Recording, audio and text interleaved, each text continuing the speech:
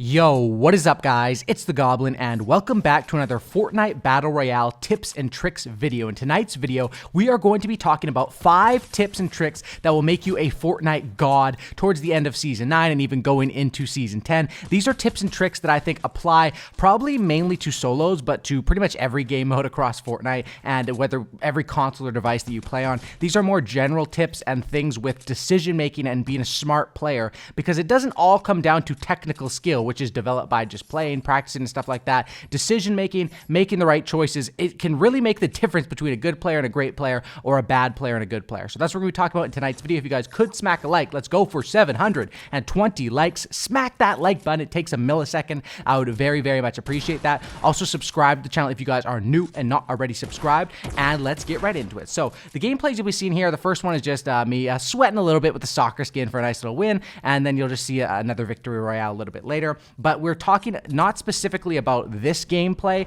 but more about, like, in general, these 5 tips that I've written down in my iPhone notes. So we'll go through. First thing we want to talk about: farm versus fight. Understanding your balance, setting a goal, and knowing what you want from the game before you go into it is the #1 way to improve at this game and to get what you want out of it. Now, what do I mean like that? Whenever you play Fortnite, whenever you're a Fortnite player, there is always a balance. You might not even notice it, but you're always balancing 2 things.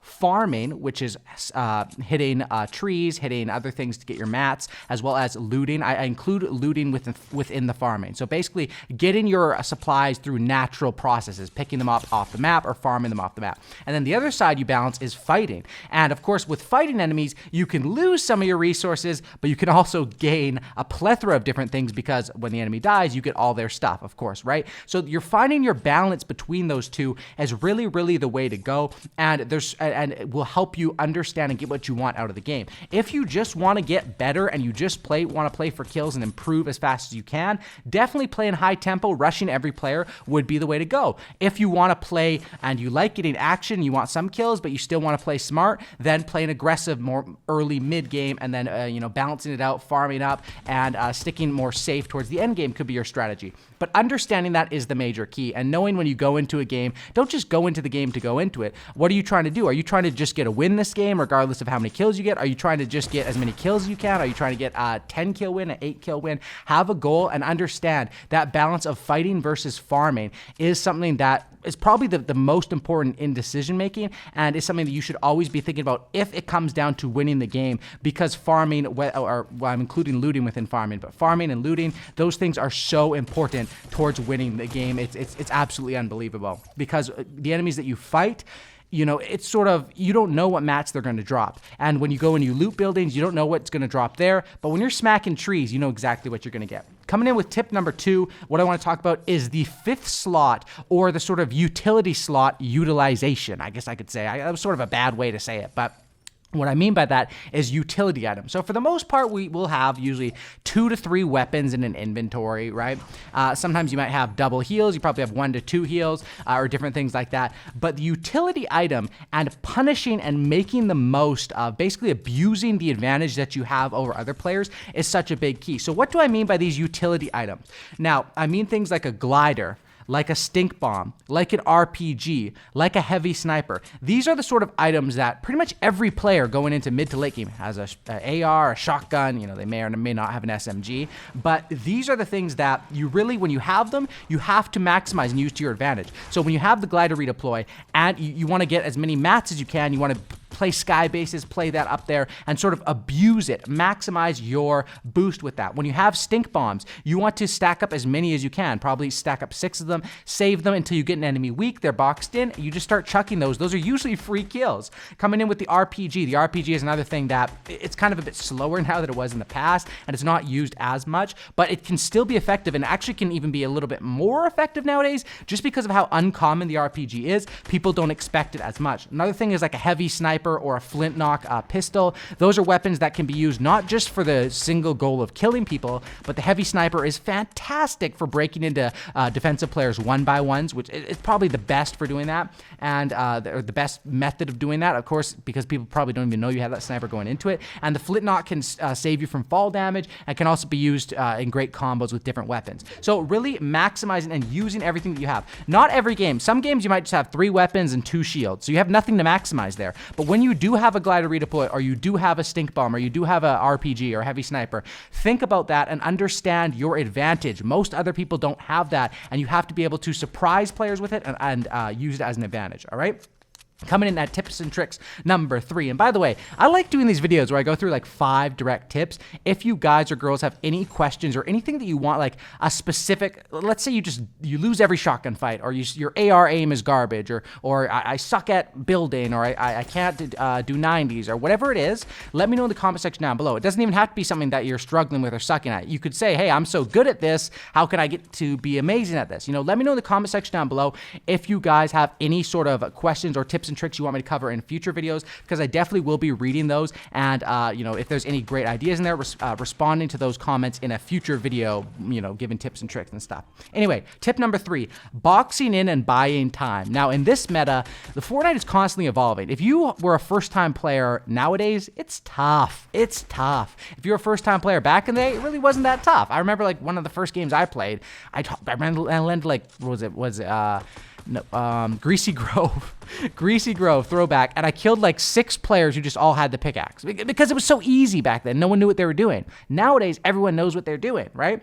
So the key with that is you need to get above, you know, most people can build, so you need to do the things above and beyond, editing. But the main thing right here is boxing in and being able to buy time. This is what you'll notice whenever you watch a great player, like I'm talking about the top of the world players, you'll notice that whenever they get damaged, their reaction is always the same. It's sort of a, oh no, and they box up and they heal and they hold that box and they move from box to box defensively like that, buying time for you to pop your shield. You can either buy time by moving from box to box sort of horizontally on the same playing field, or you could actually do it vertically by, you know, building up and sort of 90 and getting ahead of people like that. So that's the thing that I think everyone should practice. It sort of comes with practicing in game. With creative, you should practice your edits and getting quick at box, boom, tunnel box again, boom, tunnel box again. Stuff like that is even something that I need to improve on, because that's where the good players separate themselves from the great, I think, is because that's one of the things. You know, there's many different things that separate a good player from a great player, including smart decision making,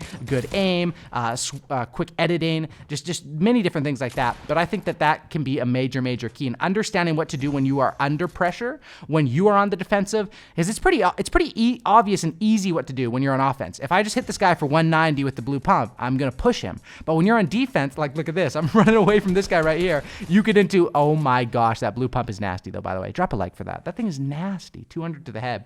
But yeah, you get into a situation where playing defensive and being able to, when you have enough mats, defend yourself like that is a major key and something that will keep you alive when you're getting third-partied or in those super duper tough situations. My 4th tip here is understand the shotguns. I talked about this in my last video. I think everyone should check out my last video, how to do more damage with shotguns. I thought it was a really good video where I talked about each of the specific shotguns. Now, of course, I think they just announced today that we're getting like a gold and purple tactical shotgun or something like that. So there's gonna be even more. The shotgun game is crazy. It changes like all the time, like every week or two in this game. It's absolutely crazy. So what I say is understand the shotguns. This game's meta is constantly changing. Right now, there's so many different varieties of shotguns, but if you're someone that, oh, I only mess with the blue pump, you might be out of luck because you might not be able to find that. So understand the drum, understand using like a flintlock pistol, attack shotgun. When these new weapons come out, of course, go and understand those, and I'm gonna be using those and I'm excited for those. But knowing the shotgun game and being comfortable in using each of the shotguns, knowing that, hey, maybe early game when you find that drum shotgun,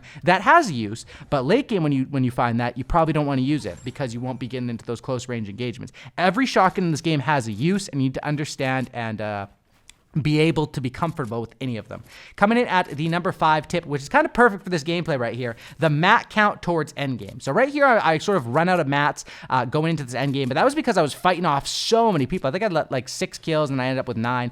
The game before, I was fine with mats. I had so many more. But what I see a lot of players is when you're in a build fight, you don't really focus on your match. You don't focus on other things like that. You don't focus on the future or being ahead in this game. People tend to focus on the moment and in that fight. And while you have to do that, of course, you also have to be thinking about, if your goal is to win the game or win with a certain amount of kills, your mat count going into that end game. So you can't really rely on picking up mats end game, and most of the time I'm prepared when I'm going into end game, but sometimes there's situations like this. When you're playing aggro, you're going to run into with less mats because you can't rely on picking up people's mats usually late game. So ideally you want to be prepared when it gets down into like 20 to 15 people. You want to start thinking, oh, I only have 300 mats. I should probably smack some trees as I'm running in here. But you never know, because you could do that, and then with 7 people left, you fight the biggest tryhard in the game. You win the fight, but you both use all your mats, so you don't really get anything. So I recommend definitely paying attention to your mats, making sure you have enough going into late game, even just enough for like this, you know. I had 40 here, and that was perfectly enough.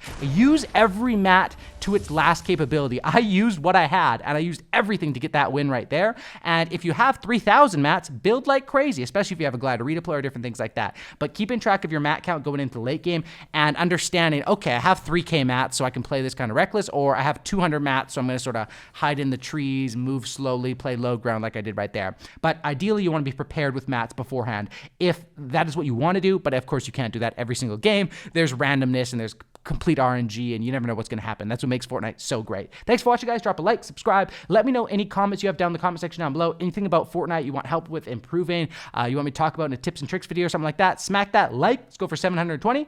Subscribe. Catch you in the next one. I'm out. Peace.